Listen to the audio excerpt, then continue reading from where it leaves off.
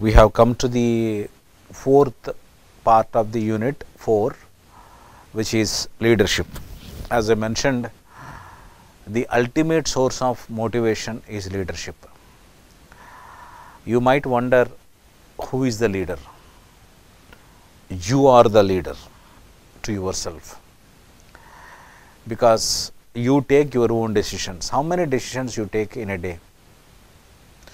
Right from the day 1 of your birth, you take your decisions. You take a decision to cry, giggle. You take a decision to drink. You take your decisions right from the day 1 of your birth. Today, the time you decide to wake up and the time to go to bed, you will take several decisions. Some decisions help you, some decisions do not help you. Some decisions put you in a trouble, some decisions make you really happy, because you are the author of your own book called life. So, with that note, which is not a philosophy, which is the reality, let us begin our journey into the concept of leadership. The concept of leadership and all about leadership is nothing but a reflection of yourself. As you learn, enhance your awareness about the concept of leadership, you actually learn and enhance your own image, you as a leader. Okay? Let us now understand leadership theories and styles. I will read it out for you, and while reading it out, I will be also sharing some of the reflections in my 30 years of working as a HR professionals in various organizations. According to Coons and O'Donnell, leadership is the competency of an individual to infuse interpersonal influence by means of effective communication. Meaning, a leader will have to be an assertive leader. He has to assert himself. What is assertiveness? You might wonder that aggressive way of speaking is not assertiveness. Telling what you want to say without hurting others is one definition of assertiveness. When I say assertive leader, I will modify this definition by saying that telling what you want to say by inspiring others, that is what is called assertiveness. As proposed by R.T. Livingston, leadership is the quality of an individual to elicit in others the aspiration to attain a common objective. The managing director of a company going for a certification of his organization, which will enable his organization to sell his products to a particular company in a particular country outside the India, then he has to lead a process of inspiring all the people to comply with the requirements of the certification process.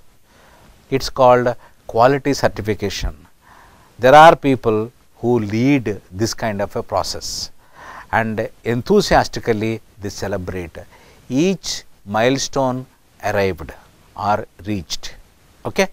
Peter Drucker explained the concept of leadership as someone who is not friendly to others still manages to influence. Very interesting. I may not be a friend to you. The way I inspire you might vary from others, but you may not be knowing me whom I am, but you might get influenced by the words which I spoke, the facts that I shared, the instances that I narrated, because for inspiration there has to be absolutely no connection or relationship with the leader. Okay? And he may not be a friend. It does not mean that he is not your foe, I mean the enemy. Okay? An unknown person can also become your inspiration. and you get influenced, and you might even look at him or her as your leader. In a nutshell, it can be stated that leadership is a psychological process which aims to influence the followers by communicating with them and providing them guidance, direct them and leading them in an organization so that they may strive steadily and readily and strongly towards attainment of organizational objectives. Okay. There is just like that, a huge body of literature developed around the concept called leadership. There are many people who talked about leadership. Okay. Broadly, the theories of leadership and their styles are something like this. There is one theory called trait leadership. Traits or characteristics, okay? Those interest, abilities, characteristics that successful leaders should have. Thomas Carlyle in 1949 enunciated this theory. These are the traits: decision making, flexibility, delegating, motivating, communicating, diplomacy and being tactful are the traits of any successful leader, and he has to be assertive. This is what Thomas mentioned it. The limitations of this theory, just like any other theory on the human behavior, is more subjective, because these traits cannot be measured. How can you measure a delegating skill? A delegating skill may vary from context to context. What needs to be delegated, what should not be delegated is also a skill. You cannot delegate everything. Then at the end of the day, sometimes it becomes you are a leader, then if you delegate everything, you do not do anything. You can delegate something, thereby you relieve yourself from doing certain things and concentrate and focus more on some other strategic things, which means delegating transactional activities to give space for yourself to think about strategic activities. That is where delegation will apply. Okay. And there is another school of thought which talks about situational leadership, which has come into being in 1969. Situation demands a particular style of leadership, and you cannot say what kind of leadership is that, because situations are very dynamic. You cannot have one particular situation, or you cannot even estimate this situation might come. No, because it is in a flow like a river. Organizations flow in the time. As they flow in the time, sometimes they encounter different problems, different challenges, and they may get different opportunities. So, for that opportunity, for that challenge, for that encounters, they have to have a situational leader.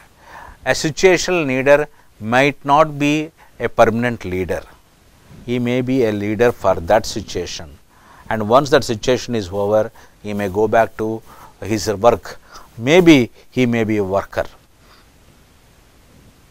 Okay. So, you have to understand situation in the broader perspectives. Individuals, organizations and circumstances, which are nothing but external situations, are involved in situational leadership. The situational leadership has got 4 dimensions: directive approach, selling approach, participating approach, delegating approach.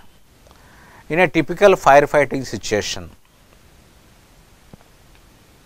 the safety officer may be the leader of the entire process,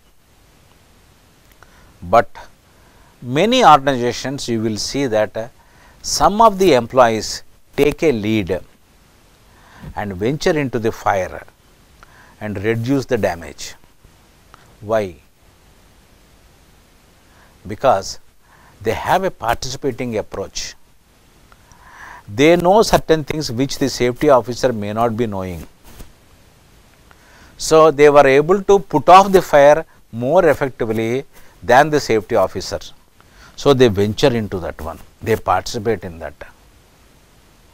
There are people who need not do anything, but they delegate.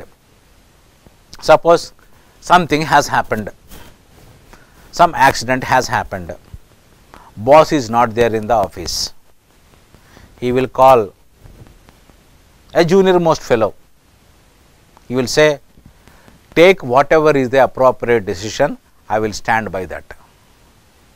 Because he is not there, he is not able to understand the intensity of the accident that happened. So, he will delegate his power to his subordinate who is much junior to him, because nobody is there. This has happened in the night time. So, no person will be available. So, the managing director calls that person and delegates his power to him, tell him that yes, you take a decision. So, the person will take a situational decision, a decision that the situation demands, and becomes a leader of that time. There is another theory called contingency theory, which is by Fred Fielder. In 1958, he has coined this. The success of a leader depends, according to this theory, mainly on two factors, which are dynamic and static: control of the situation and the set of skills possessed by the person who is controlling. The main variables of leadership is the leader, the followers, the organization, the environment, the situation, okay, the task and the way the task is designed, the position of a person in the organization. These are all variables. Remember one thing, leadership is not talking only about the designated leaders.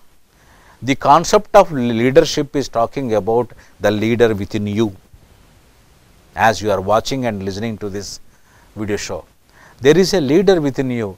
Within each one of us, we need to wake up that leader and take that leader and see that leader is flourishing in us, so that we reach new heights in our lives.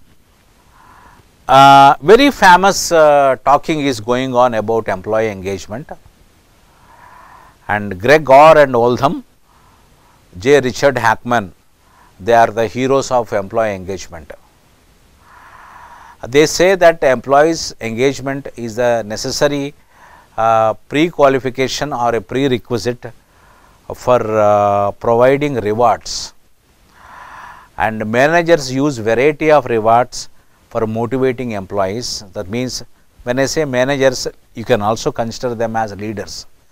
Such techniques may also be broadly classified under the two categories. One is monetary rewards and non-monetary rewards.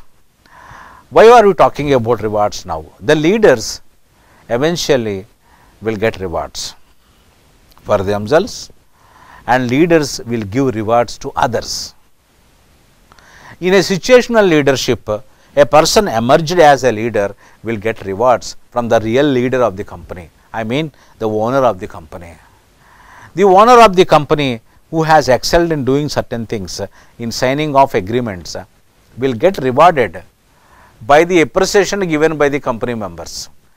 They may conduct a kind of a small meeting where they felicitate the business leader and saying that because of this leadership, we got so many jobs, we are adding so many new members of the organization, we are increasing our wealth, so we show our respect to you. So, leaders get rewards, leaders also give rewards. Both are monetary and non-monetary. Let us now talk about monetary rewards. Your salary, your bonus, your stock options, your healthcare insurance, your tuition reimbursement, your professional development, that means nominating you to various EDPs connected by IIMs and IITs, okay, your professional involvement, all these things are monetary rewards, because there is an amount of money which is involved in that one. If you want you to increase your professional involvement in various bodies operating within the country, outside the country, you have to pay a membership fee, which organization will be paying on your behalf. So, this is also a monetary reward. Okay. There are other non-monetary rewards. What is it? Posh looking office. You have a designated parking space. You have Apple notebook, an iPad, and you have given a title in the organization. You have got separate restrooms for yourself. You have got a restroom for yourself. Actually, it is not a restroom, it is a room to relax, anti-room they call it. So, these are all non-monetary rewards. Your chauffeur driven vehicle is given to you, and you have got a guest house, and you got a club membership, okay, where you can just go play some golf and eat something over there, use your membership to participate in the activities connected by the club, something like that. These are all non-monetary. Okay. So, why people require these two types of rewards? Not always money will be satisfying a person. Now, other than money, people will look forward to get a kind of a status attached to them. Okay. If they give you driver salary reimbursement, if you engage your own driver, that is not a chauffeur driven vehicle, because you have engaged your own driver, company is reimbursing that. In other words, if the company employs a driver and gives it to you, and along with a vehicle which you do not own, but the company owns, it is a company owned, company appointed driver, and the driver and the vehicle are put at your disposal, then you will say chauffeur driven vehicle given to me, which is a status symbol. So, these are all various ways of looking at how leaders get motivated by getting monetary and non-monetary, how leaders also motivate their followers by giving both monetary and non-monetary. Say for example, you have done an excellent job, you got an invitation from your managing director for a dinner along with his family, with your family. How do you feel about it? You feel really elated, you feel that you are respected. MD is dining with you along with his family, dining with you and your family, and you both the families get to know each other, and you get so much of satisfaction, and that lunch may be costing the managing director some few thousand rupees, but the value that you got and the recognition that you got and the name that has been attached to you and the fame you got and the word of mouth spreads like a wildfire saying that MD has invited him for a dinner is more valuable to you than the value of the lunch or the dinner. I would like to dwell upon why rural scenarios are not rewarding, while urban scenarios are rewarding. You will not find multiplexes in the rural areas, you will find multiplexes in the urban areas.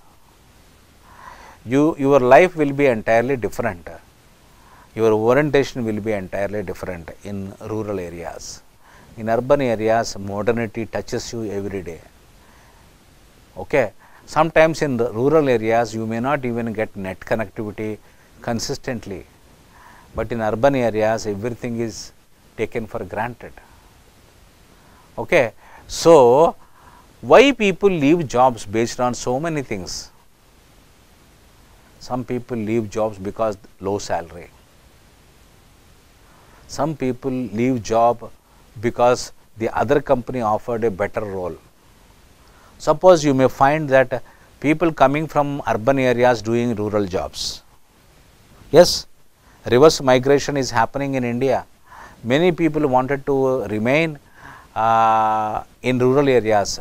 Work from home has made many people go back to their villages, enhance the connectivity, and even the telecom companies are providing excellent signal strength in rural areas also, because knowing fully well that many IT professionals have gone back to their villages, started working from their homes, cozy comforts of their rural homes. Yes, they go evening, they fish in the tanks which they have had, and they go to fields, they do some farming, they come back, they pluck some vegetables, they cook the vegetables. This reverse migration is happening. So, you never know what motivates them. Okay? So, when the job is unclear, people leave. When the work environment is very bad, people leave. When the boss is very aggressive, very dictator-like, people leave. So, William F.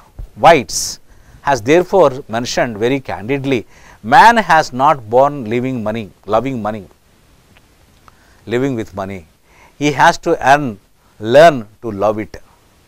This learning takes place in varying degrees in various parts of this world. I love money to an extent. Somebody loves money to a different extent. Somebody needs money to one extent. Somebody does not need money at all, because his needs are fulfilled and he does not need any money anymore. We never know that. There are scenarios operating. So, loving money is a learned habit. How do you learn that habit? It depends upon, and at varying degrees it happens among individuals. Okay. So, monetary rewards, non-monetary rewards are to be seen in a broader perspective. I will tell you, how do you engage yourself in the work is itself is a reward. Suppose you have been given a work to do in a project which has been started in a cluster of 10 villages, where there is some development happening with respect to organic farming, okay, where you need to provide a leadership to some of the activities which are taking place, especially in marketing the organically produced items. Suppose they tell you that you have to market, not only selling, market, then suddenly you will find a jump in your enlargement of the job. It is not just merely selling, I need to market it. You start developing how to communicate about your products. You start communicating in the social media. You start adding genuine things about your products, and you start telling that your pricing is rational, it is not exorbitant, and there is a value for your products. All that you will be doing, knowing fully well that you got your job enlargement, because you were given the responsibility of not merely selling, but also marketing. So, you have enriched yourself, and having seen you, suppose if your organization rotates you from one cluster to the other cluster, you keep learning. Each cluster has got unique features, unique geographical conditions, unique climatic conditions. So, all these things you learn, and accordingly you put your strategies. So, you do not have one solution for one problem, you have multiple solutions for multiple problems, but because each problem is unique. So, when the problem is unique, solution shall also be unique. That is how you reward yourself.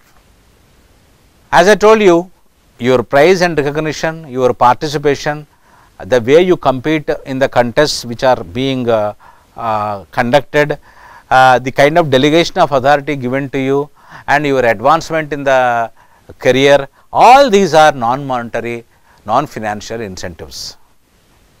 One thing which I would like to tell you is that participating in quality circles and enhancing the ease in the working climate and your status enhancement in the organization, okay, if the security of the job is enhanced, okay, all these things will certainly play a major role, provided you follow 6 rules for rewards.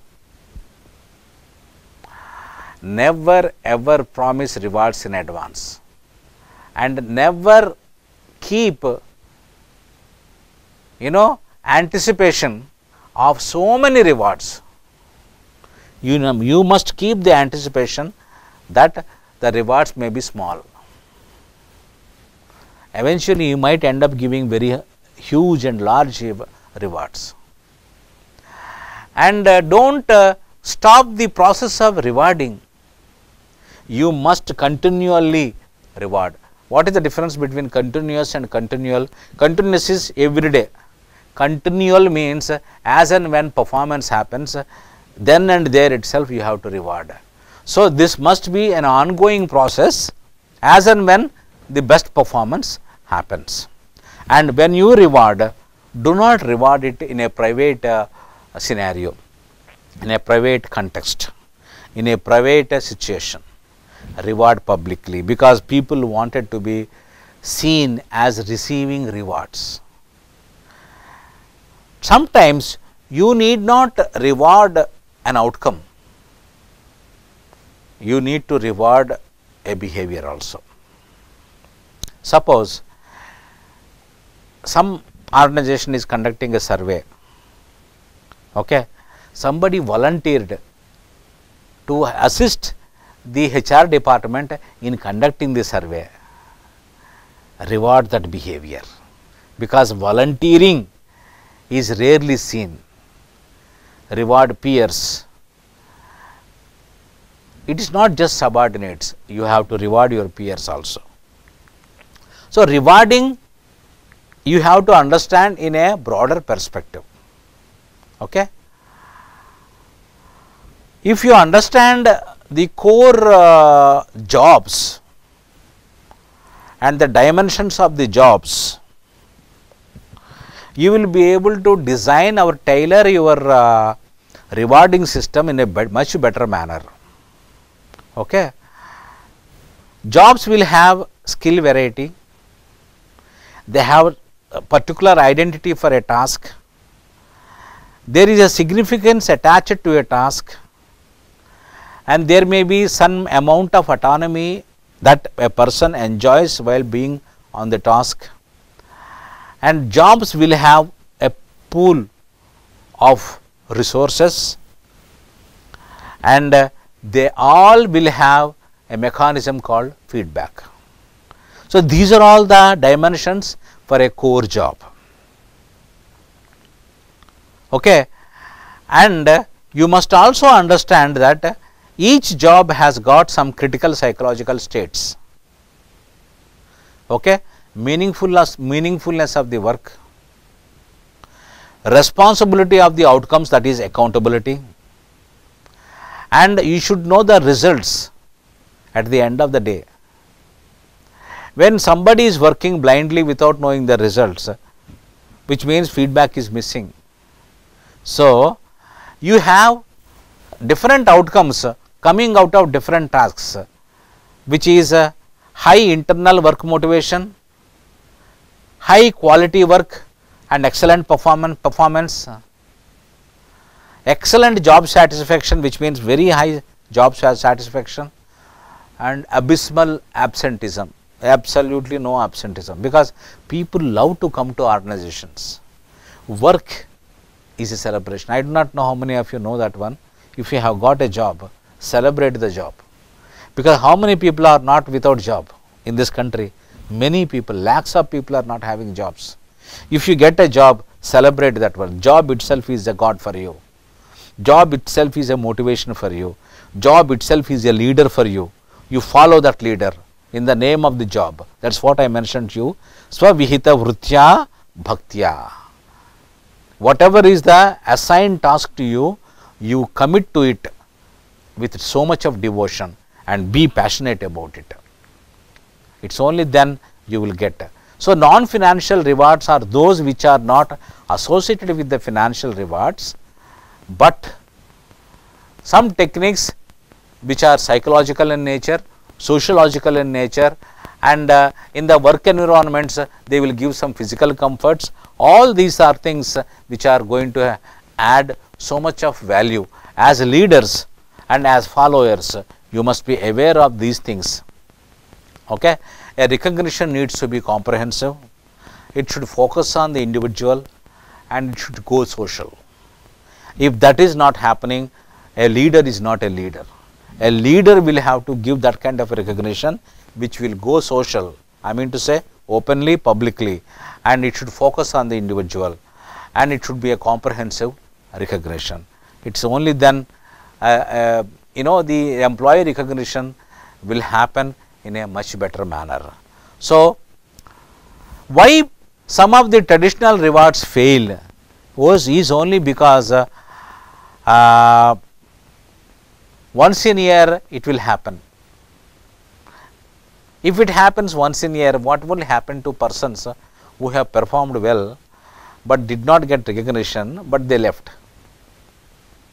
They never participate in the annual rewards because they are not there on the rolls of the organization.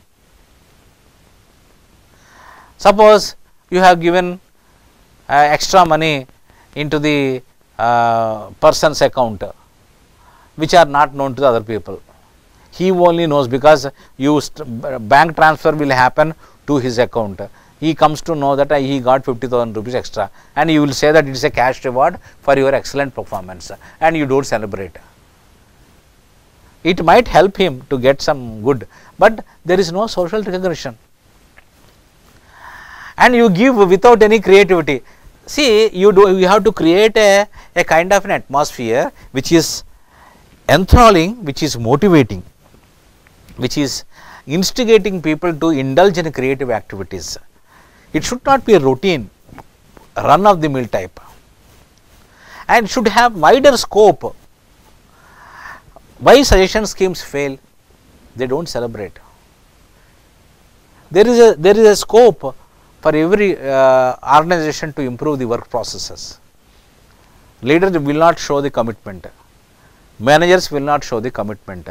Leaders themselves will not give suggestions. They always ask people to give suggestions. When leader participates in the suggestion scheme actively, then it will have. So, giving importance to a suggestion scheme is multifaceted.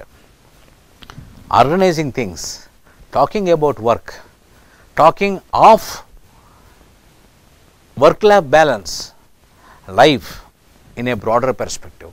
All these things will enable persons to get rewards. Leadership is nothing but celebrating life, celebrating work. All the best to you. Wake up the leader in you. Never enable the leader to sleep. Always wake up the leader. All the